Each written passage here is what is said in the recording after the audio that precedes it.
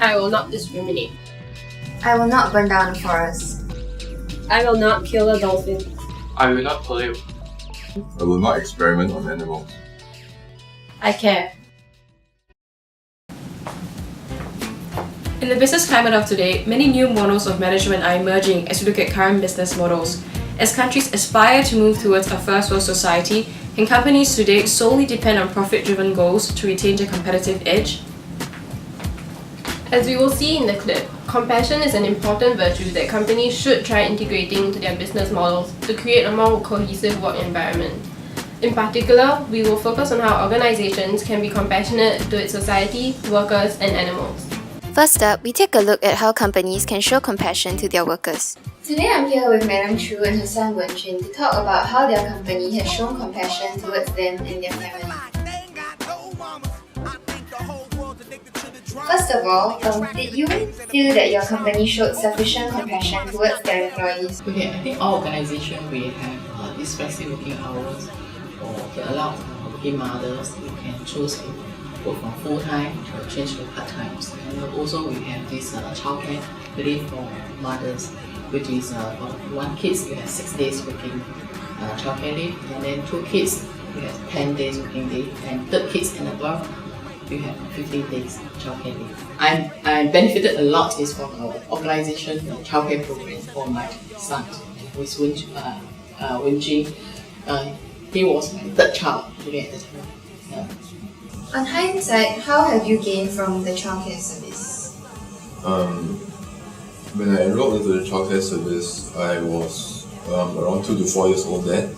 But right now, having gone through the experience and looking back, I guess more importantly is during the period when I was in the childcare service, I was able to bond with my mom more strongly because partly I go to work with her in the morning and actually follow her back home.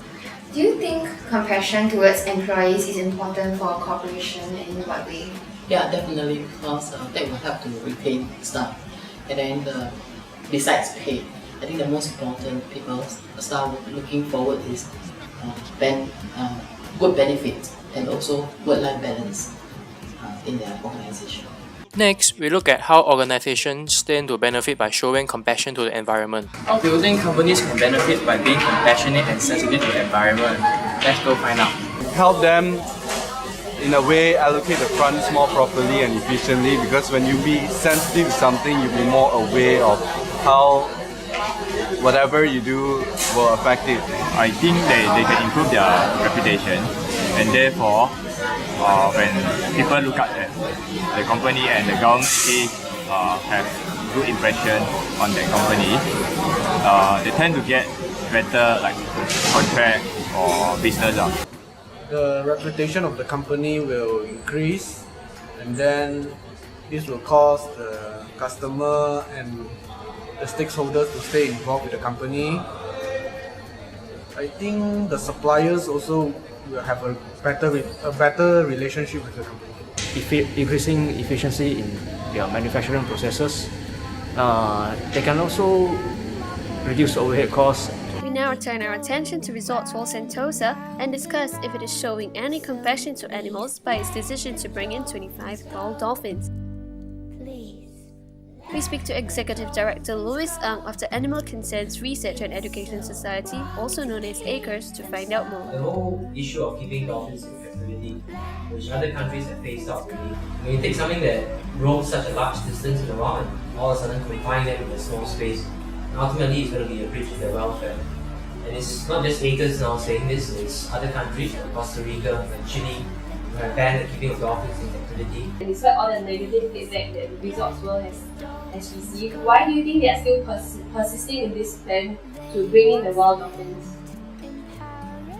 I think that reason Resorts World will know better, but ultimately they want to bring them here. Our guess is to not just for education or conservation, but in reality it's to make more profits. From May all the way until now, they have not responded to a single comment.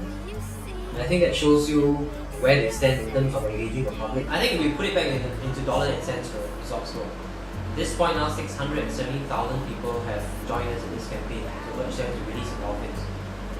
it will be a fact that the vast majority of these 670,000 people, they won't visit Resorts World. Then ultimately it's a financial loss for the company. Of course, all the thousands of people here in Singapore as well that are campaigning to urge them to release. So if you look at it from a dollar and cents perspective, that nobody will come to Singapore, or people that live here will say, I don't want to go to Resorts World because they don't have dolphins. Nobody will say that, but there will be people, and a significant number of people now that are saying, I'm not going to go to Resorts World, I'm boycotting it because they have dolphins. And the second aspect really is the PR. The amount of negative publicity they receive, not just on their Facebook page, but in the media, the print media, the TV, radio, blogs, they all add up into quite a big financial loss for the company. Lastly, we caught up with Mr. Ric O'Barry, a dolphin trainer turned activist that was in town recently to ask Resorts World to please let the dolphins go. Hoping people will take action and try to convince Resorts World to do the right thing. And he has some words of advice for companies out there. Well, I just hope that companies will have more compassion for animals, and if they do so, they will find many benefits in that cause. Let the poor dolphins go.